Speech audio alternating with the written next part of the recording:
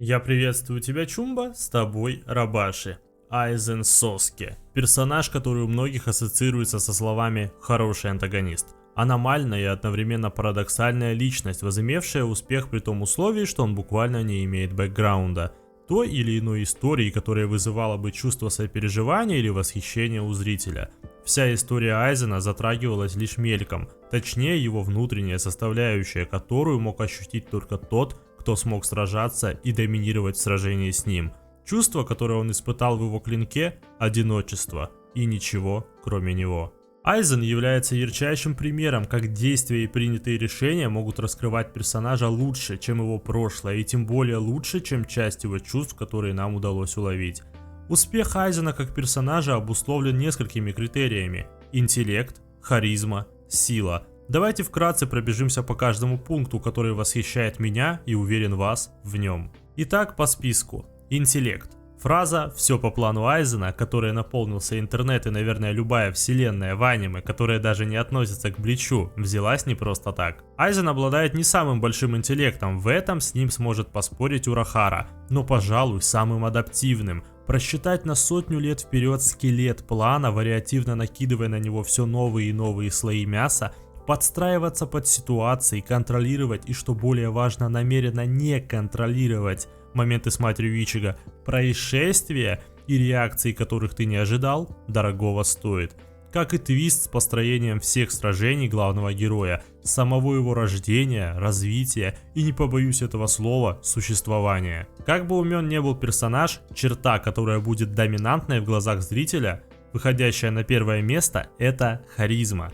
А здесь комбо в миксе с пафосом, ибо первое связано со вторым.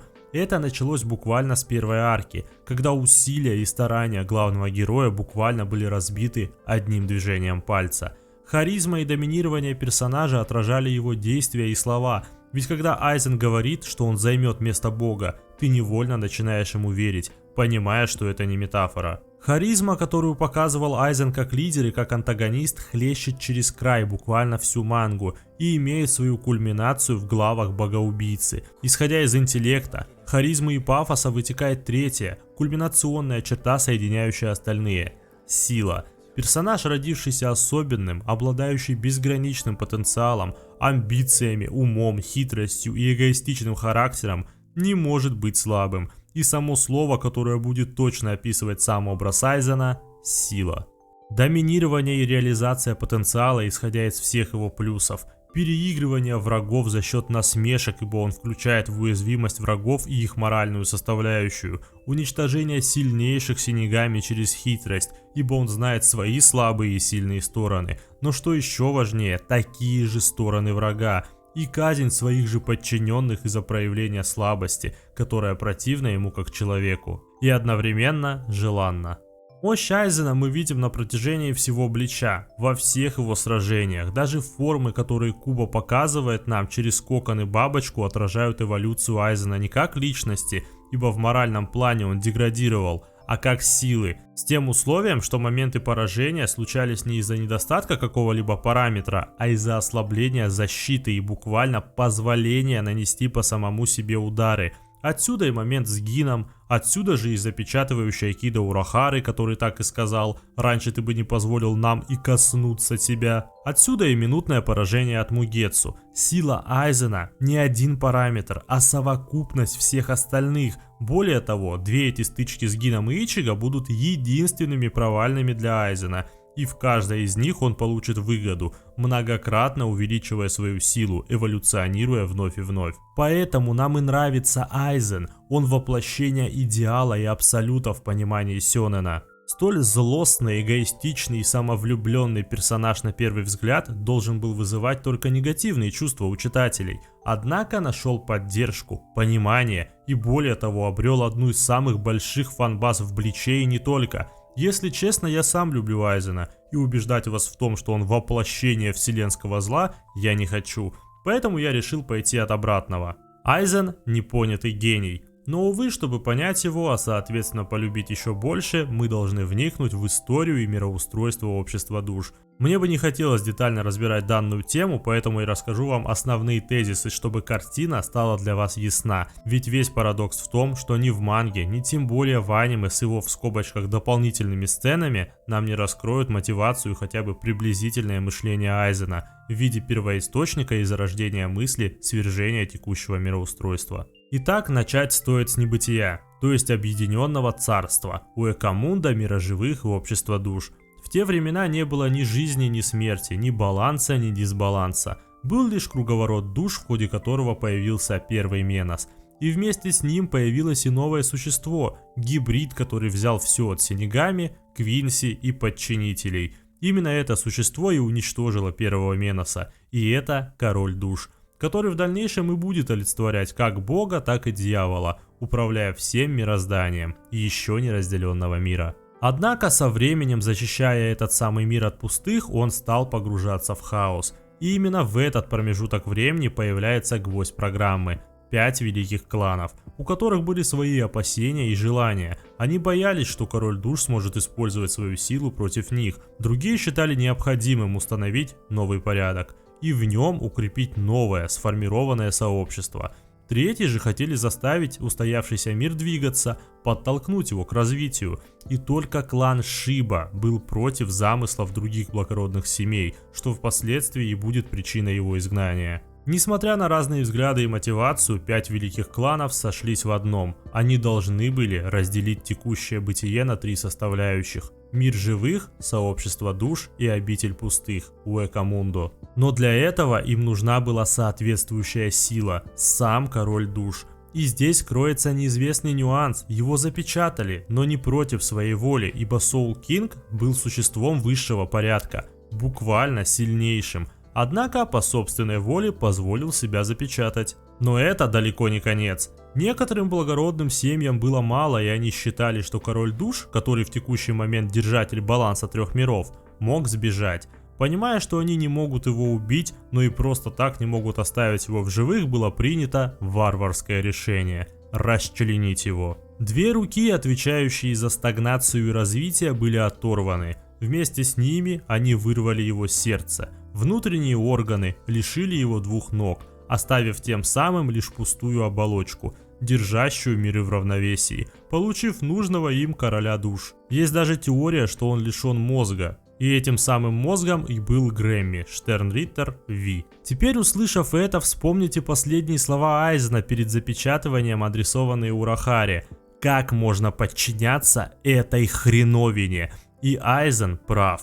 Ты живешь в мире, где на троне сидит марионетка, который является жертвой великих кланов.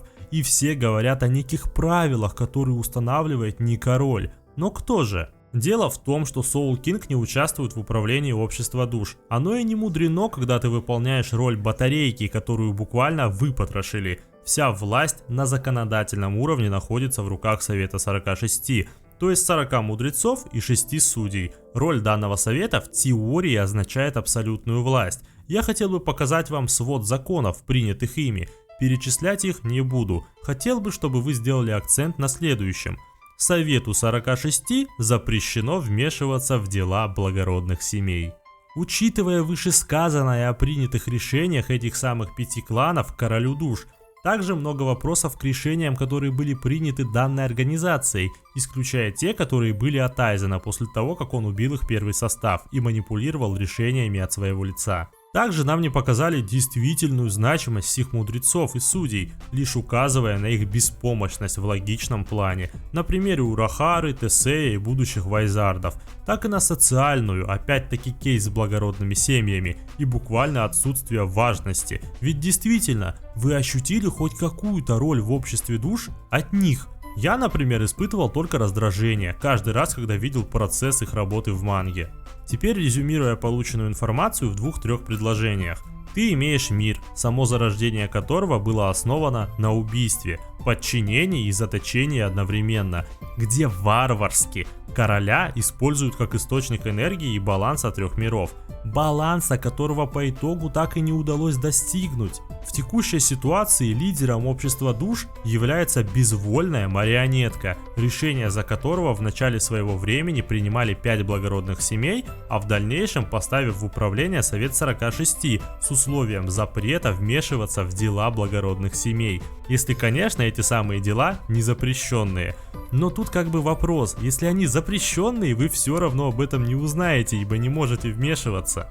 И для большей призрачности и недоступности к себе вы вводите правило, что никто не может входить в вашу резиденцию, независимо от военного или гражданского статуса. Итогом мы имеем амебу в виде Soul King, от которого исходят проблемы с круговоротом духовных частиц, своенравные благородные семьи и коррумпированный Совет 46.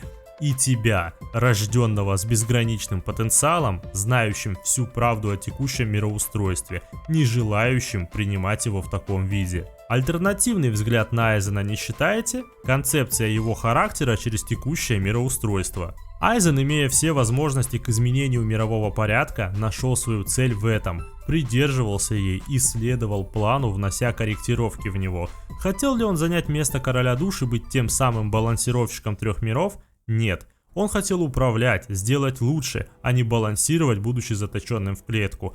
Не разрушать, а перестроить. Именно поэтому он и сражался против Яхве. Самая первая встреча с ним, помещая его в миниатюрную иллюзию, не давая убить Ичига, и давая тем самым надежду на сохранение той или иной целостности общества душ. А в конце именно Айзен стал конечной инстанцией, буквально говоря: «Добро пожаловать в мое сообщество душ», защищая его в одиночку. Персонаж, знающий о всех нюансах в истории мира, не мог принимать его, буквально говоря об изменении этого самого мира. Посмотрите на его жажду, чтобы Ичига развился как личность, как боевая единица. Зная, что Ичига такой же гибрид, как и король душ, Айзен буквально хотел сравняться с этой силой, победить ее, саму ее концепцию и гибридность, отвергнув старое понятие мира. Поэтому и выращивал Ичига как равного себе соперника, которого в случае чего можно использовать как замену короля душ в вечном заточении. Отсюда и двойственное название глав в противостоянии с Рыжим – Богоубийца. Первое значение относится к Ичига, он сражается с Айзеном, который возомнил себя новым богом. Второе значение относится к Кайзену, где он сражается с таким же гибридом, как и король душ, который является богом текущего мира, пусть и просто названным. И да, то, что Ичига может занять место короля душ, это практически подтвержденная информация из новелл. Однако не все так просто, и это не конец. Но цели и мотивация Айзена хотя бы немного стали ясными для нас, и здесь в сюжет входит независимая переменная – внутренний мир, эмоции и чувства. Тот самый аспект, который заставлял Айзена колебаться, совершать в некотором смысле нелогичные действия и, более того, проявлять слабость. Абстрагируемся от сказанного выше. Детство Айзена. Его силы были за гранью человеческих с самого его рождения. Он искал того, кто смог бы оценить его по достоинству, выполняя цели одной за другой, уже отчаявшись найти человека, который способен был бы понять его. Он был полностью поглощен одиночеством, и только оно чувствовалось в его клинке. Оно и жажда понимания, будучи неподчиненным кому-либо. Ведь Айзен изначально хотел быть кем-то понят и хотел быть нужен таким людям. Подсознательно его чувства контролировали его, отсюда его компания в виде Тоусна и Гина. Когда он увидел гениального мальца, уровень офицеров для которого был скучен и слаб, то посчитал его интересным в том плане, что, может быть, он сможет найти с ним общий язык, закрыв детский гештальт. Такой же пример с Эспадой. Подумайте, зачем человеку, который во много раз сильнее всего ее состава, вообще нужны аранкары? Цель была одна – сделать сильные боевые единицы, которые были бы ему под стать. То есть на первый план приходит не логика, а личностные мотивы, предпочтения и желания, которые также разбиваются об жестокую реальность и буквально казнь подчиненных из-за разочарования в их силе, а соответственно непонимание его не только как лидера, но и как человека. И чем дальше мы наблюдаем за Айзеном, тем больше видим, как мотивация отходит на второй план, а на первый выходят чувства. Ты победил Гётей-13, эволюционировал множество раз. Твоя цель, которую ты так желал, лежит прямо перед тобой. Все, что тебе нужно, взять ее. Но ты сомневаешься, быть может даже боишься, что достигнутая тобой задача растопчет тебя морально. Доказательством будут ненужные догонялки с друзьями Ичиго, которых он мог убить простым Риацу при желании. Причем не только силой Риацу, но и ее радиусом. Такие же ненужные диалоги и неторопливые прогулки по Каракуре, и обусловлено это двумя причинами, которые я назвал. Одиночество и непонимание. И это нам прямо говорят в контексте 422 главы. Сила Хоукиоку – исполнение желаний окружающих его душ. Но это не значит, что Айзен хотел проиграть, ибо эта фраза преуменьшит мощь Мугецу в Дангае. Нет. Айзен хотел стать обычным, в глубине души, чтобы одиночество не пожирало его. Он хотел стать обычным синегами, не иметь той силы, которой владеет сейчас, чтобы не ощущал себя отреченным от других из-за собственного дара. Желал лишиться силы, чтобы избавиться от одиночества и быть понятым. Ведь по сути, помимо рожденного с великими силами, он обладал будто бы под стать себе таким же великим Занпакто, что еще раз многократно делало его сильнее. Грубо говоря, Айзен — это человек, внутри которого постоянно была борьба целей и чувств. И именно поэтому мы видим разные его вариации и маски, которые он носит в отношении к каждому персонажу. Буквально в одной и той же сцене. В пример ставлю эту, где Гин, Тоусон и Гримджоу получили разную вариацию эмоций и обходительности к ним, где каждый видел альтернативную версию Айзена. Кульминацией персонажа на текущий момент является версия Айзена в Мукене. Он сохранил свои цели и по-прежнему ненавидит мироустройство с уже новым Советом 46, буквально насмехаясь над ними, говоря им: «Вы действительно считаете, что имеете право судить меня?» Отсылая к принятым ими решениям, а не к собственному ЧСВ, сохраняя свой мотивационный стержень и наконец-то обретая сбалансированный спектр чувств и эмоций, ведь после поражения от Ичиго он впервые нашел нужду в собственной силе, которой, напоминаю, хотел лишиться подсознательно. И сидя на стуле за 17 месяцев, имея ограниченный радиус Риацу, увеличил свои силы настолько, что теперь Курохицуги без прочтения заклинания имеют большую мощь, чем Курохицуги с полным прочтением в форме бабочки. Демонстрация этих сцен с цитатой от Урахары дает нам понять его текущий уровень. Айзен Мукен — это примирение персонажа с самим собой, принятие реальности, которая его окружает, с еще большим увеличением своей мощи. Ведь ключевая мысль, которую нам доносит Айзен в окончании всей арки тысячелетней кровавой войны, следующая: мир, где нет страха, будет лишен надежды, а соответственно и мужества. Не было возгласов, криков о невиновности или ничтожности своего окружения, как и не было и ненависти. Думаю, будет к месту кое-что зачитать. Человек не для того создан, чтобы терпеть поражение. Человека можно уничтожить, но его нельзя победить. И именно таким, непобежденным и бессмертным во всех смыслах останется Айзен. Гений, обреченный на величие. И я надеюсь, что теперь вы взглянули на персонажа по-новому, либо дополнили уже сложившееся мнение о нем. Лучшей обратной связью от тебя будет оценка видеоролика и подписка. Я с удовольствием почитаю твои комментарии и мысли по поводу видоса. И вообще Айзена как персонажа. Принимаются все точки зрения, как негативные, так и позитивные. Также получать информацию раньше всех ты можешь на моей платформе Boosty, где уже вовсю орудует банда шейхов. А именно: Гамбит, Сокусан, Ян, Иван, Сергей П, Ананасик, Илья и Сергей Лагунин, за что вам большое спасибо. Ну а с тобой был Рабаши. Благодарю за просмотр и увидимся в следующем видеоролике. Чумба.